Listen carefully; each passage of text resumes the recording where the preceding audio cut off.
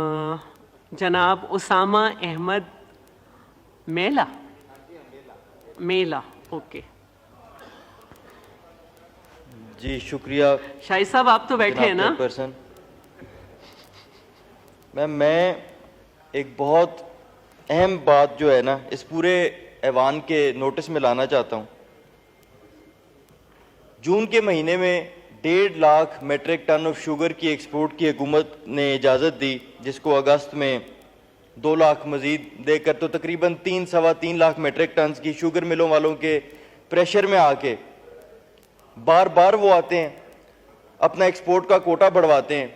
और इसमें जो चीज़ नोटिस में मैं लेके आना चाहता हूं कि इकोनॉमिक कोऑर्डिनेशन काउंसिल जो है उसने एक जो रूल है कि जब भी आप चीनी की एक्सपोर्ट करते हैं तो आपने लोकली प्राइस को मॉनिटर करना होता है कि वो 140 रुपए से ऊपर ना जाए।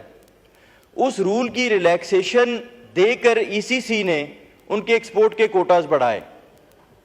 मैं ये गुजारिश करना चाहता हूं कि हम हर दफा बात करते हैं कि अशराफिया ने इस मुल्क की अक्सरियत अवाम के साथ अपनी जेबें भरने के लिए बहुत जुल्म किया पिछले 70 साल से।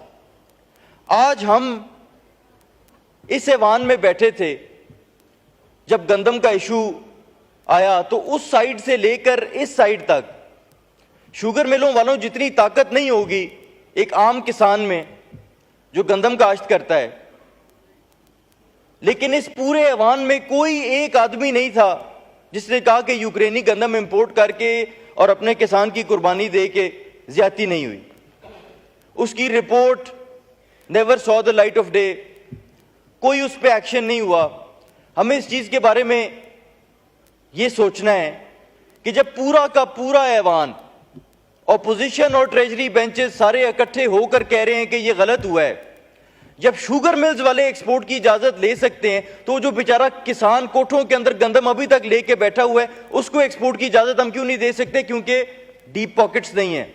रोज रोज आके वुज़रा को आके इन्फ्लुएंस नहीं कर सकते कि हमें भी एक्सपोर्ट की इजाजत दी जाए। लेकिन मैं समझता हूं कि इस हाउस से बड़ी किसानों की तंजीम इस पूरे मुल्क में नहीं है।